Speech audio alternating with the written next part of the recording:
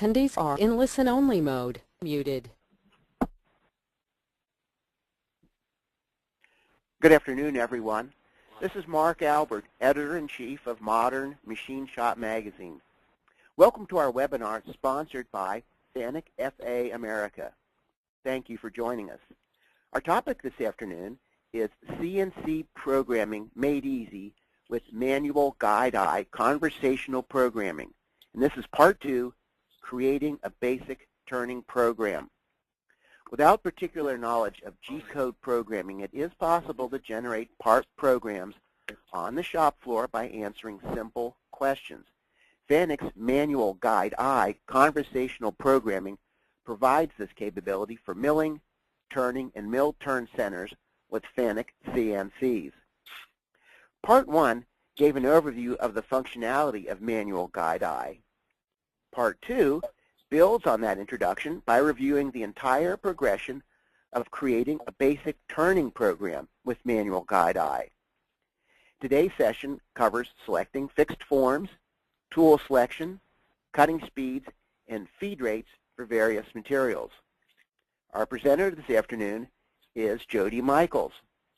As End User Account Manager for FANUC FA America, Jody Michaels' focus is on servicing and supporting end users to maximize their productivity with the use of FANUC CNCs. Jody has 35 years experience in the machine tool industry with various positions in sales, support, automotive applications, and training at machine tool builders, end users, and CNC suppliers. He is a true expert on CNC programming and the functionality, setup, and use of Manual Guide Eye. As we listen to Jody during the presentation, please feel free to share your questions with us by typing them in the questions pane on your control panel. Jody will answer those questions at the end of the presentation. Keep in mind this webinar is being recorded, so you'll be able to review the entire program online later. Thanks again for taking time to be with us for the live program. Here's Jody. Thanks, Mark. Good afternoon, everyone. As Mark says, we are doing part 2 of a 3-part series today. And what we're going to do today is a basic turning program, the entire sequence of events that you have to do to create a new program, a turning program. And what we're going to do today, it's a very simple part, and it's something that we all would recognize. It's a 2-inch trailer hitch ball. And it's got a lot of different features that could be complicated when you're programming it, but actually Manual Guide Eye makes it very easy. This is just a picture of it. And then this is an actual print of the part. So we've got all of our dimensions, and I know none of you are going to have time to actually make a drawing of this, but I've got one here, and we'll go through the entire process of making 2 sets. We'll do an A and a B set. The first side, what we're going to do is the actual ball and the relief and the flange. And then on the B set, what we'll do is the left-hand side where we actually turn down the diameter and chase the thread on the back side. And again, what we're going to do today is like what we did a few weeks ago when we did the setup. We're going to use NC Guide and actually use the interactive Manual Guide Eye to actually do the programming. So at this point, what I'm going to do, I'm going to change my screen,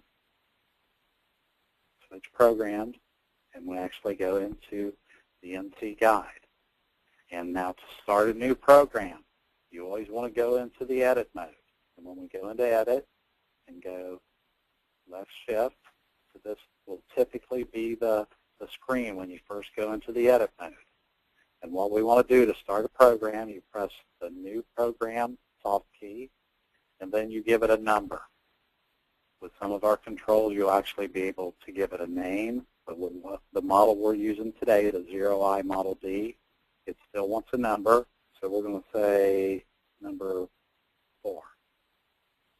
And see, it starts a new program. And then typically what I do at the beginning, and again, I want to emphasize, what we're showing today with the flexibility of Manual Guide Eye, I'm going to show you the way that I typically do the program, but you don't have to do it exactly the same sequence I do it. once you start using Manual Guide I, you're going to come up with your own methodology of how to make a program. And, that's fine with me. You don't have to do it. It doesn't have to be my way. But at this point, here's what I do. Usually I'll go into the O list where you can edit a comment, and then I'll put a description of what we're doing. 2 trailer hitch. And enter that. And then when we go back into our program, see it puts a description there in parentheses. So that's how we start our program. Now the next thing I typically do is go right shift, go into our Start soft key, and there we have a tab to the right that's called blank. What we need to do is define the material that we're going to make this part from. And this is only for simulation. It doesn't have anything to do with actually cutting the part. It's only for simulation when we get done actually making the program. And what we're going to do is a cylinder blank figure. We select that, and it will automatically default to whatever you entered into these fields the last time. But I know for the part that we're making today, it's 3-inch diameter, so you type in 3, input, then the length is 5 inches, input, and then the work origin Z, that's just asking what the face of the part is. And we're going to face the end of the part like you typically do on a lathe to set up a datum point at the end of the part. So I'm going to say we're going to have 100 thousandths on the end of the part. Input that, then press the Insert soft key. It's important whenever you're inputting information into a cycle in Manual Guide I that you use the Input hard key to put in information and only use the Insert soft key when you're done. So if you try to press Insert to actually put the information in the field, it'll try to input the entire thing into the program, and you won't be done, and you'll get an alarm. So at this point, we press Insert. So at this point, we've got 2 lines in our program, and it's just one is the program number, and the next one is the actual blank. And you see it gives a description of what that G code is down here, G1900 cylinder blank figure. So you can understand what that is. Now at this point, we have to go into our Fix Form soft key, and this takes us into the fix forms we developed in our first part of our series. So now at this point, what we want to do at the beginning of any program, you're going to have start lines where you just modal commands that you want to make sure that are in effect. And as you can see, we have an alarm that says imperfect word must be changed. And the reason that is, in our start lines, there are certain places where I leave question marks so that you can go in and put in what information that you want there. Because right there, it's going to start up the spindle. It will say S100, alter. You just highlight it with a cursor, type in what you want to change it to, press the alter key, and it changes it. And it's asking for a feed rate. Now this feed rate, you would think you wouldn't have to do this because you're going to put a feed rate in the cycle. But if you don't put a feed rate here, occasionally, if the control does not pick up a default feed rate when you go to run the program, you'll get an alarm saying no feed rate commanded. So that's why I always try to put this in my start line, just to keep you from getting an alarm further down the line. So it makes it very helpful to do this at the beginning. So we'll say 0.01, alter again. So now we put our start line, then we go back to our fix form. We want to do a tool change. We insert that, and again, we get the imperfect word must be changed. And see, if I put tool with a T number with question marks, because I didn't know what tool I was going to use. But I know for what we're going to create today that we have to have a tool that has some relief on the back side. So I know that's 3. Tool number 3, 0303, alter. And then I usually put a description. So I know that's a 55-degree tool. It doesn't spell very well. And then alter again. And so now, and the reason I do that is, say we run this program a year from now, we can go through and look at the tool descriptions and see like a tool list, so we can retool it. And then also, if we put the cursor over the entire line where the tool number is, see it gives a description. And if we press the input key, it takes us into our tool data screen. And we can see tool number 3 is a general tool with a cut angle of 93 degrees and a nose angle of 55. And that's the tool that I want. That's the tool I want to use to rough out this part. Now the next thing that I typically put in at the beginning of the program, again we go into fix form, and it's a positioning move. Now this is something that I do. If you read the Manual Guide I manual, it won't ask you to do this, but I like to do it because I like to ensure before you go into a cycle that I know exactly where the machine is going to go. I don't want to leave it to the leisure of the control itself to decide where that is. I want to go to a known spot. You know, like Programming 101, typically you would go 100 thousandths above your stock and 100 thousandths in front.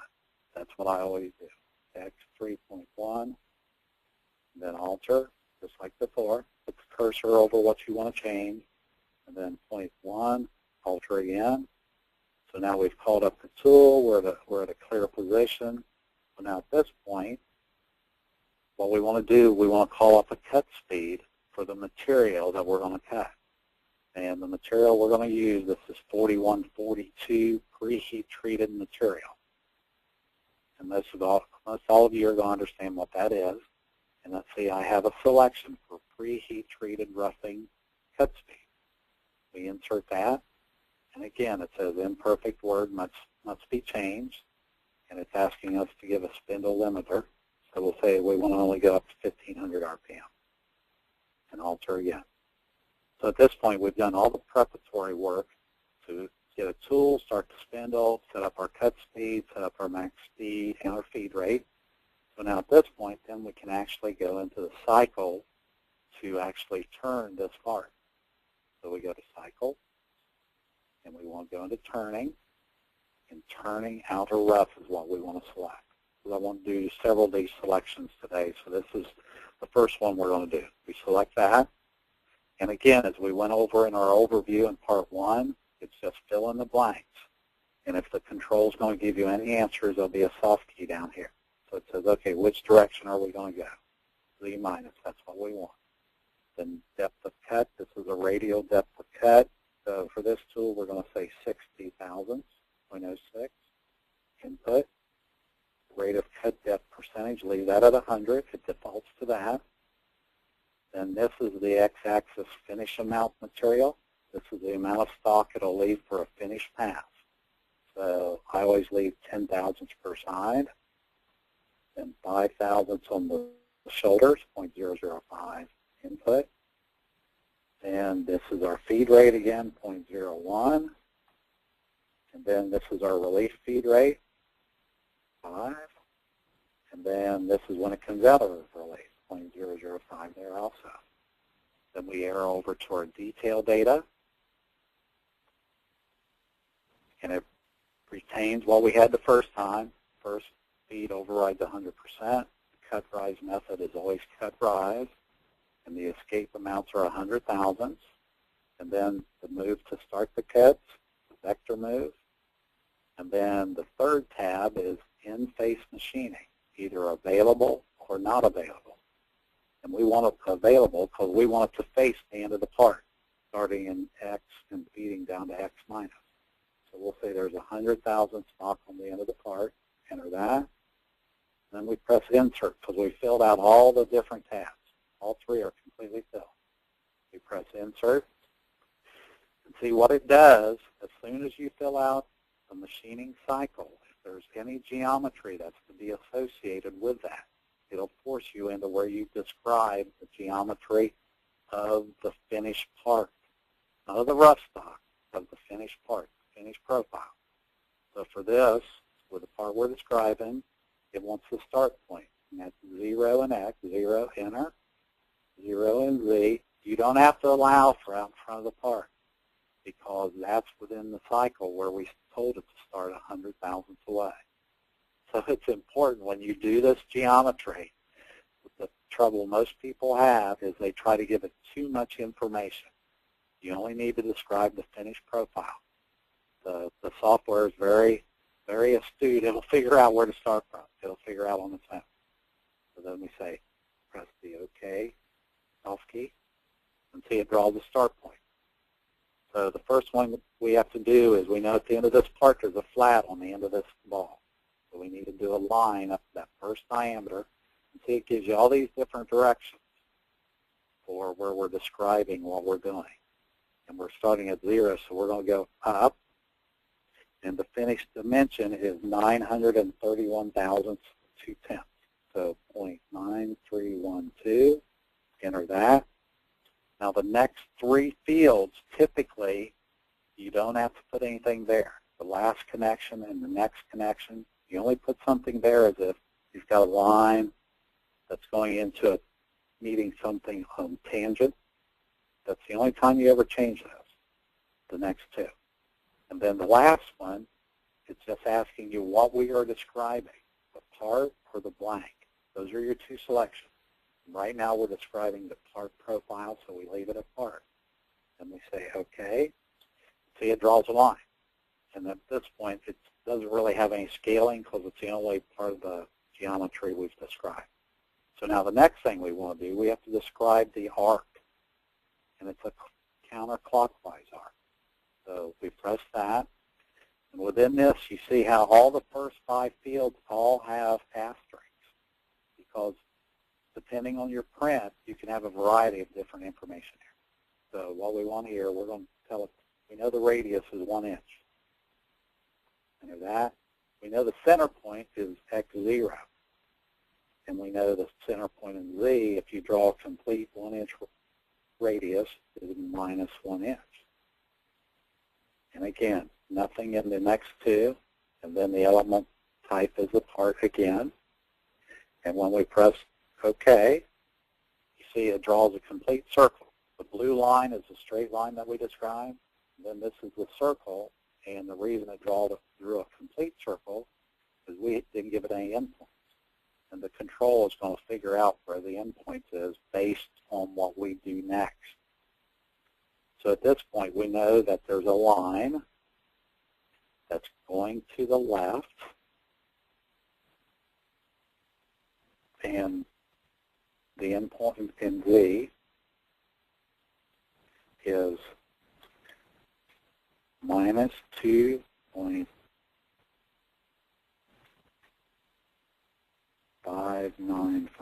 and enter that. And again, we don't need anything there. Then we say OK. And we're going to do a line to the left. And the endpoint in Z is, the endpoint in X is 1 inch. And minus 2.595. And again, you don't have to change any of those. Say OK. See what it does. It drew this line, the blue line, because it knew where the endpoint was. And then it drew this. And if we go next, it says if I draw that line, I'll cross that radius in 2 spots, either there or there. So we know that the one we really want is this one. Okay? So we say select. See, now it draws all this correctly. And the reason we've got where the yellow is, that's where it's drawn the line.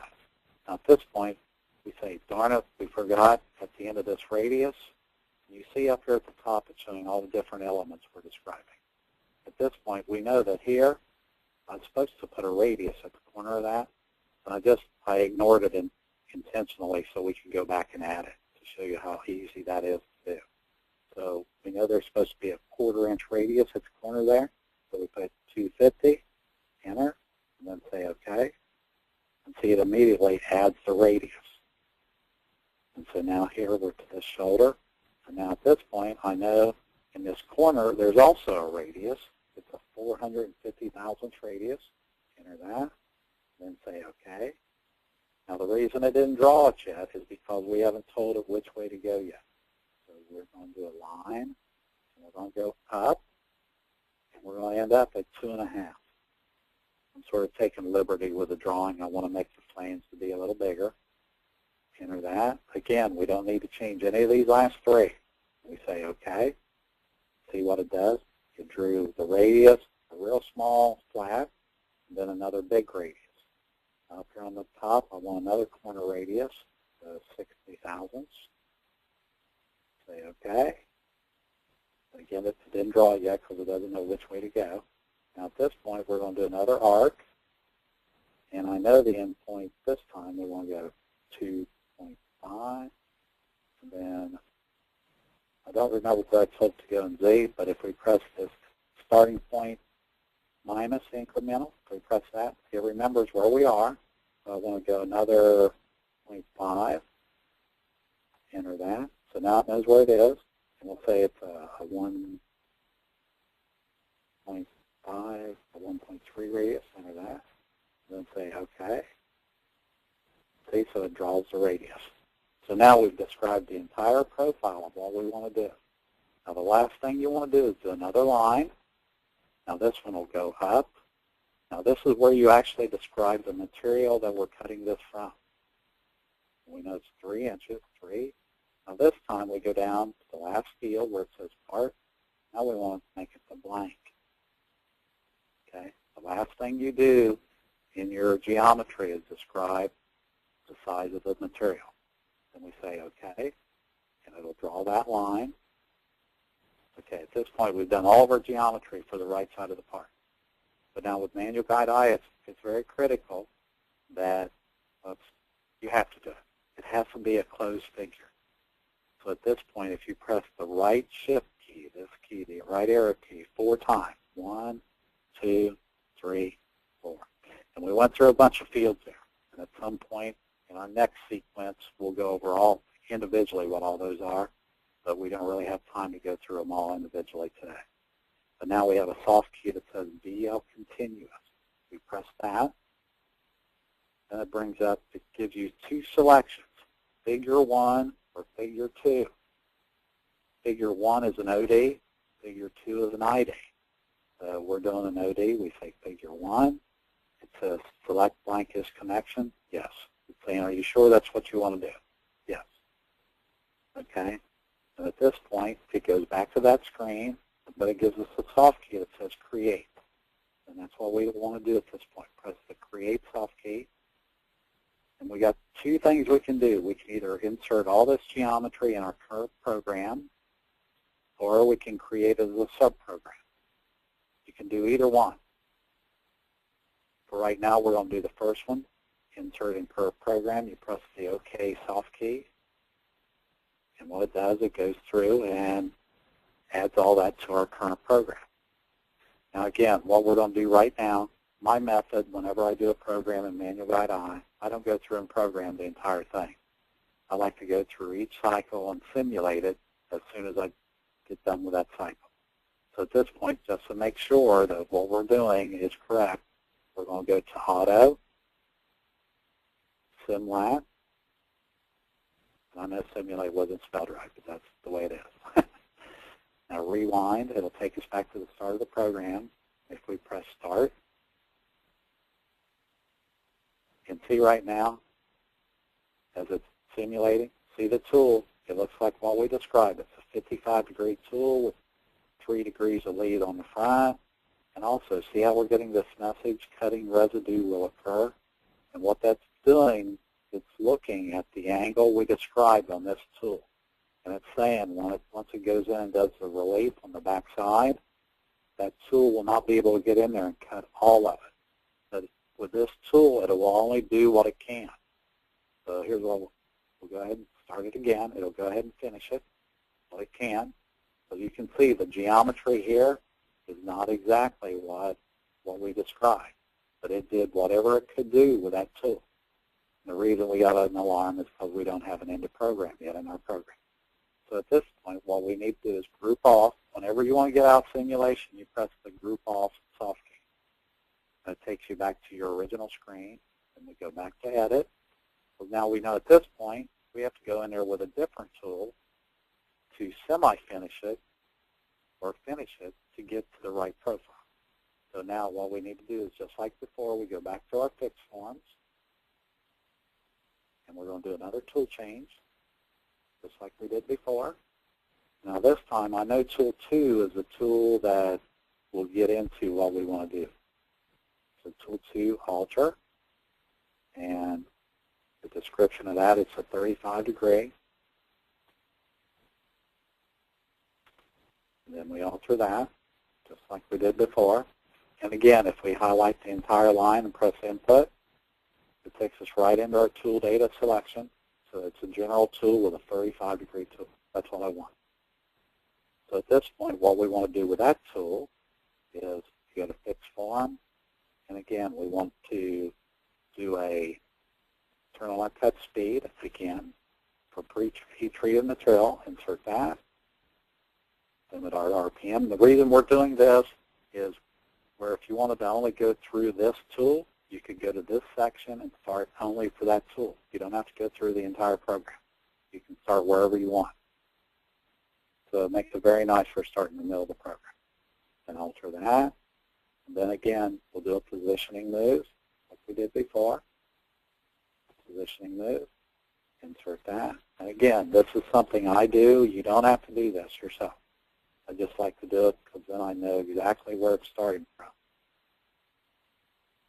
I like to have a little bit of control for that.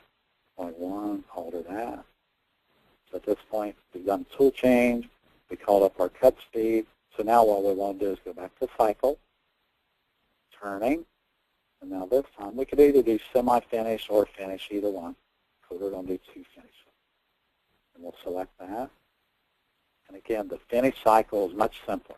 There's not very much to fill out for Z minus. And a feed rate, we'll slide down, enter that, then insert that. And again, see, it takes us into where it wants us to describe the finished profile again. But we don't want to go through all that hassle of drawing that again. So we'll say cancel, cancel. And now what we're going to do, we're going up and copy where we described it the first time. So we go to 1450 will always be the beginning of it. And at this point, we're sort of locked up at this point. But let me see if I can set it off and start it back up and get back out of it. Sorry about that. Get back into the guide. Sometimes it will go into a loop where sorry about that. Let me see if I let me jump out of that. Yeah, see, it's sort of locked up in a loop. Yeah, I apologize for that. Let me just exit out of those and let me start it back up.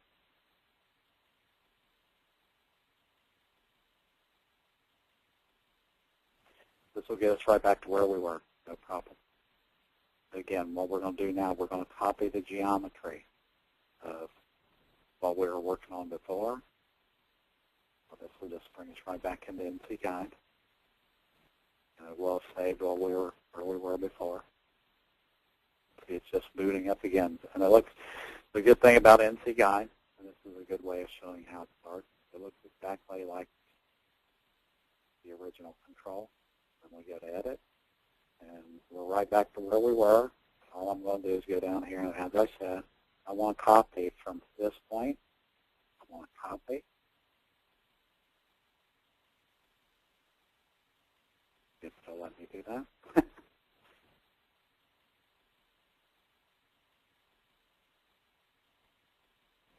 Okay.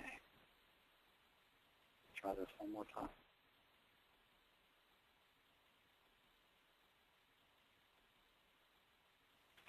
One more time.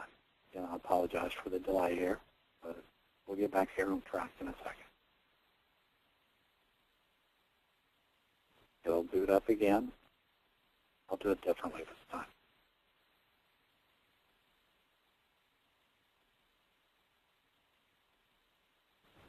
Booting up the control again. Again, like I said, NC Guide is the good thing about it. For training, it's very invaluable because it shows the control exactly like what you would use. So I'll turn that off. Edit. And we're on page down. Now this time, it shows the profile. And I'm going to copy. I'm going to arrow all the way down to 1456. Just the last line. We'll say copy. And then we just page down to where we did the finished profile, and then we just paste it back in. See, now all we did was just went in and copied the profile from the rough. We didn't have to redraw it. We didn't have to make mistakes. So now we go to Auto. We're going to Simlat. We're going to start it again. See, now it goes through and roughs it with a 55.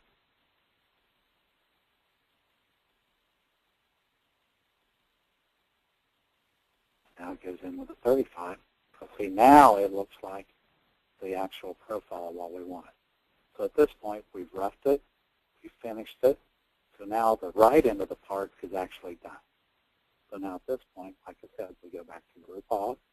So we know at this point, we go back to Edit, and we page all the way down. Now at this point, what we want to do is we go back to our fixed forms, just like before.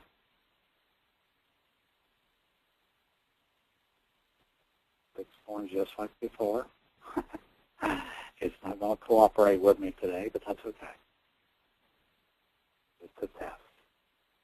It's just a test to show you how easy it is to get in and out of it. Obviously, it wouldn't do this to you on your control. This is mainly has to do with my computer. And again, I apologize. But we'll get right back into it. And what we're going to do next is we're going to put a program stop in the middle of our program because we've concluded the A set of our program. Typically with a part where you can't do the entire thing from one side, you'll have an A and a B set. So now we're going to do the other side, the B set. Okay, we'll reset that, run Edit. We're going to page all the way down to here. We're going to go to a fixed form. And what we're going to do is our program stop. Let's see where it is. See, we got program stop, turn part around. We insert that. That'll let you know when you get to that spot, you have to turn the part around. And then we're going to do a fixed form. We're going to do a tool change. I know for this one it's tool 1, 0101, and alter. And I know for this one it's an 80-degree tool because what we're doing on the back side, there's no release where we have to use a tool with release line. So we can use an 80-degree tool. It's stronger. We can take a bigger depth cut. And then alter that. So we've called that tool out. Then we go to fixed form. We want to do our cut speed, our preheat treat cut speed. And again, we limit it. That's 1500. Alter that. And we want to do a position move, just like I told you. What I always like to do is a positioning move to know where I'm going. We insert that. And again, imperfect word must be changed X 3.1. But we're still using the same material. Alter that. And Z at 0.1. Alter that. Now at this point, we need to go in and describe our blank again. So it'll draw a new one for the back side. So like that. It retains what we had before. We still want to use that. Insert that. So at this point, we're ready to go in and do our cycle. So we do cycle and turning. Now this time, we're going to do outer rough and finish from the same tool. So we can use the same tool this time. So again, Z minus our cut direction. 0.1 is our depth of cut. Finish stock 0.015 on this side. 0.005 on there. Our feed rate is 0.01, 0.005 on our other two. And then now this time that's for a finished feed rate, 0.004. And it defaults, it retains what we have on our detail. Then we always will say available for the face the end, 0.1, enter, and then insert. So again, now we have to go describe our profile. Now with this time, we go in, we're going to start at 0 again, and 0 and Z, and say OK. And then we'll do a line, and our diameter going up is 1 inch. 1 inch. We don't have to put anything on the next 3 just like before. But we do want to put a corner chamfer because we're going to chase threads on this side. So we'll put 0.125, an 1/8-inch wide chamfer. It'll be 45 degrees. Again, it didn't draw it yet because of it doesn't know which direction to go yet. So we say line to the left, and we'll say minus 1.575. Okay, again, we don't have to do anything for those. And say OK. It draws the line with the chamfer here. And we want to do a line up to 2.5. That's where we ended up on the other side. Say OK. So it draws out. We want to put another corner radius there, 60 thousandths. Say OK. It didn't draw that yet because we didn't know where to go yet. So a line to the left. And if we press the start point minus incremental, we press that, it remembers where we were. We want to go another 100 thousandths, so 0.1. It does the math for you. And again, this is still part. Okay, so it draws the small yellow line here. Now the last thing we want to do is we want to go up to our stock size, 3 inches. And again, but now this time it's the blank again, the blank. All right, so that's very simple. The last line is the actual blank side. And we say, OK. It draws that. So at this point, if you remember what we did on the other side, we have to close that figure. Again, it's right shift 4 times. 1, 2, 3, 4. DL continuous. Number 1 is an OD. Number 2 would be an ID. So it's still number 1. You say, yes, we want to select that. So we want to create. Now this time we're going to create a subroutine, a subprogram, just to show you what it does when you do that.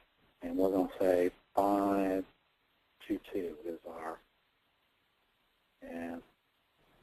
thread. We're going to describe it. We say OK.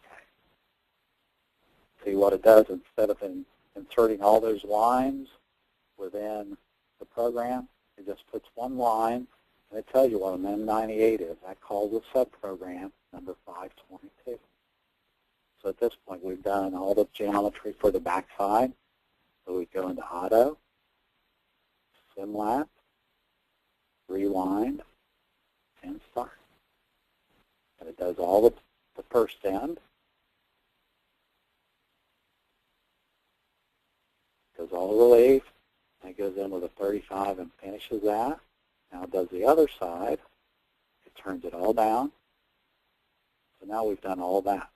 So now what we need to do, turn group off, because now we've got to add a thread tool. I want to show you how easy that is to do. Thread. Today it's definitely bumpy here. It doesn't like me much today.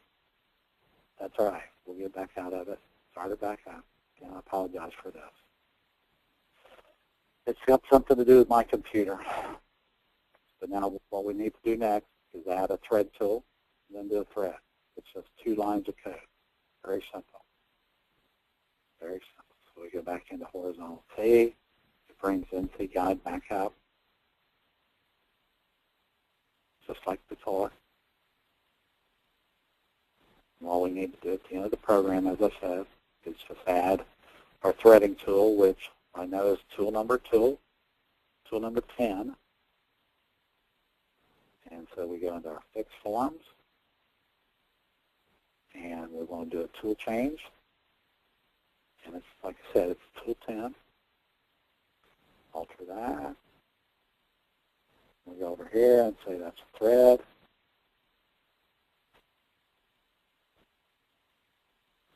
enter that. Now this time, in our fixed form, we only want to start to spindle. You don't want to use cuts constant surface speed when you're doing the thread, and it starts at 500. We're all right with that. And we do a fixed form to do a positioning move. Insert that. Again, it's X3.1, 3.1 halter, 3.1 halter. Then we just go into cycle, threading outer or inner. We want outer. It's very simple. Just fill in the blanks. Single depth. Anything with an asterisk, you don't have to answer that. The finish amount, we could leave more finish stock for the last pass. This is the number of finishing passes. Cut depth, and we're going to say 0.01 for depth cut. And the details, just the approach moves. Then we insert that. And we want to do a unified thread because it's a standard inch thread. We select that. And again, it's just fill in the blank. The thread diameter is 1 inch. The start point is 0. It'll start out in front on its own. And we want an 8 threads per inch. The length is 1.125. The depth, it will do the calculation for you for the depth.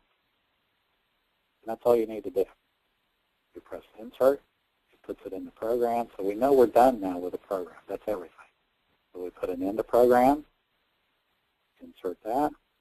So it's totally finished, the program. So now we want to simulate the whole thing. We go to Auto, Simlat, Rewind, and Start.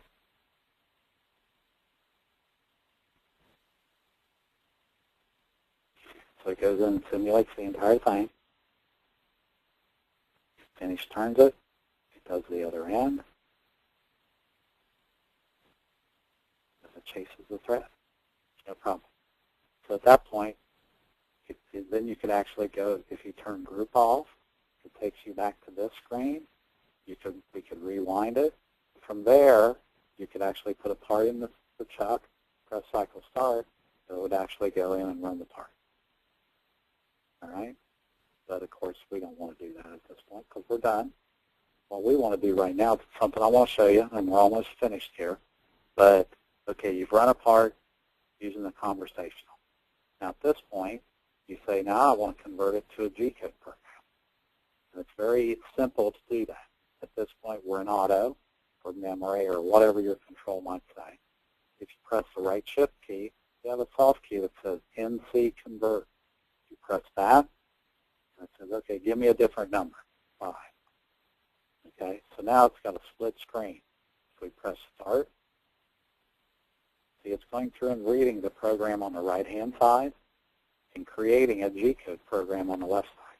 And they're all just straight point-to-point moves. In turning, in drilling, it'll use drill can cycles, and in threading, it'll use a can cycle, like a G78 or a G92. But right now, it's actually creating a real G-code program on the left side, something you could take from this control or your machine that you're using, take it out of that and put it in another machine with a FANUC control that doesn't have manual guide on. You could use it. G-code is G-code. You could use it wherever you'd want. So it's very powerful that way. Now it'll take a few seconds for it to make the G-code program. I'll let it finish. Then the last thing I want to show you before we go into our questions, there's also a way where it will do a time study too, where say you're a small shop and you want to figure out how long it would take to make a part. It will do a time conversion too, based on whatever your cut speed and everything are. So if we press the return, and at this point, if we go to edit, okay, and you go right shift, okay, I need to go one back where it says SimLab. You go to SimLab, then right shift again, and we'll get to where we have a key that says insert time. Okay, we press insert, and it says machine time data is inserted. Okay. See what it did up here where it says time 7:55 A14. What that is The actual cut time is 12 minutes and 35 seconds, and the non-cut time is 14 seconds. And the reason that's so low is because in this simulator it does not actually have feedback from the spindle. So that's why. But with a real machine, it would have real values there. So at this point, that's all I really wanted to show today. I think we've went through the entire process. We've gone through an entire program. All I want to do here now is this, and we go right back into where we were. So I'll turn it back to Mark where we can go through any questions we might have. Okay, thanks, Jody. That was really interesting. I guess having sat through part one, part two, it just had a lot more to offer here. Yeah, we do have some questions, so we're going to jump into those. One of the questions is about cutting threads other than 30 degrees, and in parentheses, it's buttress or Acme. Can you help us answer that one? Sure. So I think you noticed when we did the threading cycle on this particular part, it gave you several different choices about describing the thread itself, and within the general thread data, it's the most powerful because with it you can give it an X and a Z start point and an end point, so you can do angled threads that aren't typical tapered threads. And plus you can describe in your tool data the different angles of what the tool might be. Because, like with an Acme thread, it's going to be like a 14.5 degree, it's 29 degrees is the total angle on the tool itself. So you can describe that, and then the control itself, the software will pick up that angle the way it feeds into the thread itself. So you sort of got to play with it. Now with a buttress thread, and most of my experience that I've had with those is typically like the backside angle is actually in the insert itself. And so you can set up the front side to be the correct angle for the buttress thread, and then it will actually form the backside of it based on the insert itself, Mark. That's how it does that. Okay, good. Okay, another question from our attendees is, how about left-hand threads? Oh, yeah, that's no problem. So you can tell it to go either way, depending on the tool. I'll say typically on a slant bed, if you're going to chase threads towards the spindle, towards the chuck, you'd have to have an upside-down tool. But if you have a tool that's right side up and go towards the chuck, it'll make a left-hand thread. So there's a lot of different ways you can do it. Different people, if they're going to use the same one or a left-hand thread, the same tool, they'll start to the inside and come towards the tailstock on the machine. Yes, it'll do left-hand threads, no problem. You can tell it to start wherever you want. So that's no problem. Okay. Question here. When doing profile of a part, would your line moves be opposite versus front or back turret? No, it would still be the same. It would still be the same. The way I've got, the software I did today was based on the turret being on the top. But it just swings it all the way around. It would still be the same. It would still be the same. Okay, all right. Judy, how about another question here is from a user, how do you cut and paste in Manual Guide Eye? Well, that's very simple. And the easiest way for me to show that is to actually show it in Manual Guide Eye. If we go back into it, and we're in a program, and we're in Edit, I think turn the group off. Let's actually cut and paste. If we get to the first Edit screen, you got copy, cut, and paste soft keys here. If we go copy, yep. And we just arrow down, copy, and it asks you to select a range, and then you just page down, and you can see what I'm highlighting, and copy that, and then you just page down to wherever you want to put it. I'll put it at the bottom of the program, and just press paste. It's that easy. I mean, it's just like a word processor. So it's very simple. Very simple. Okay, good, good. Another question here, Jody, from our attendees. How about importing fixed forms? Yes, for that, this is, people ask this all the time, but you got to get to the right screen to do it. You have to be in Edit. You go right shift until you get to a setting, soft key, the soft key. You press that, and you pick whichever one you want to do, register fixed form sentence for current. Then you have an input soft key. So you press that, and like right now mine is set up to where I'm looking at a memory card. If we page down through what's on my memory card, we have a file that's called fixform.dat. That's the fixed forms, and you just say input, and it inputs them into the control itself, in the manual guide I. And what's good about it is the fixed form file, you can open that up on your desktop or your laptop because it's only a text file. And you could actually edit them offline and then put them back in the machine. So they're very easy to manipulate. Okay.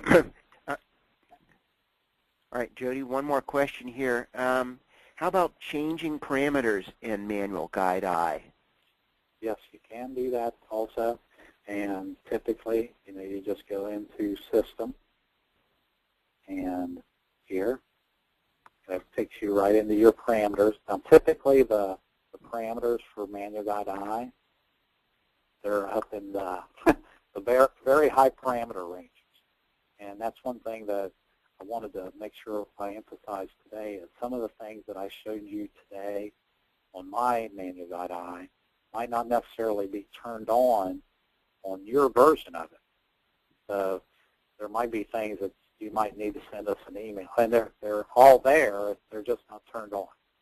So I'm glad somebody asked that question, because there are certain things that you need to turn on. Because different builders will have a different parameter content for Manual Guide I. Sometimes it's not the most optimized version of Manual Guide I. Okay, all right. Again, we have a little bit more time for few more questions. So, if anyone wants to submit a question by typing them into the question pane on the control panel, we're going to try to get to those. And if we don't get to the question while we're on the air, we'll get to them later. I want to remind everybody that the webinar is being recorded, and so we'll get a chance to go through it when it's online here. How about this question? How do I go about getting the PC simulator? The PC simulator. Okay. So, okay, you'd have to contact, either your dealer or your local FANUC representative, and it's inside NC Guide. And there's 3 different versions of it, Mark. There's, the academic version, which is fairly inexpensive, and it's mainly used for training. You can do programming and training, look at parameters and everything on the academic version, but you can't take the programs you create out and put into something else. And then there's a version just NC Guide, the middle version, and with it, you've got the full capability of doing just like you did before, but you can take the programs from it and put into a machine and actually run them. You can make a G-code program. You can import G-code programs from a CAM system into it, simulate those. So it's very powerful.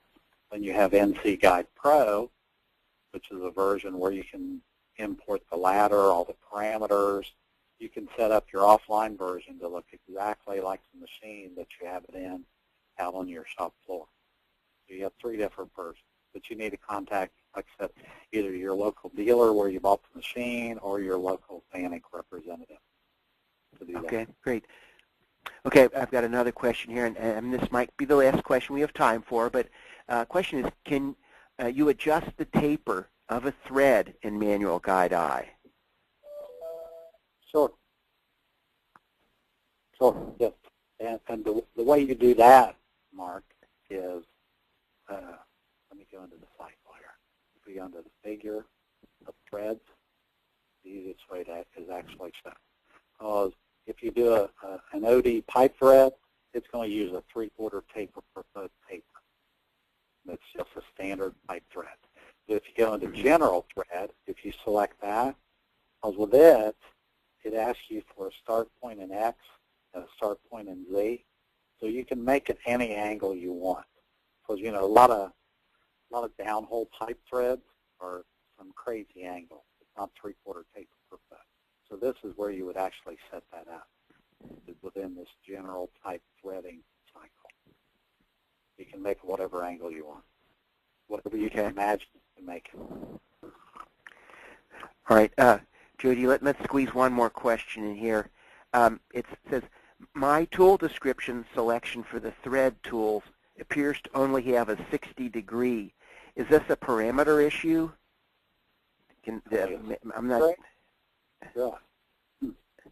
Let's see when you go into, let me go down to my, with that here, I think you put 29, it'll let you put, whatever angle you'd want to put there. So you're not limited. It might be, I don't think it's a parameter, Mark. Okay. No, I don't All right. believe. You just have to go I have, to the page, yeah. Here's another question, and I think this is a good one. Can you write a program while the machine is running? Yes, yeah, it does have background edit. Yeah. When you're in edit, there is a background edit. But now, the control's entirely capable of doing it. But frankly, whenever I do training, I usually recommend to people that they don't do that because, anytime you've got several different things going on and you're watching the machine run and you're trying to program at the same time, the machine will do it. The control will do it. Yes, that is the answer.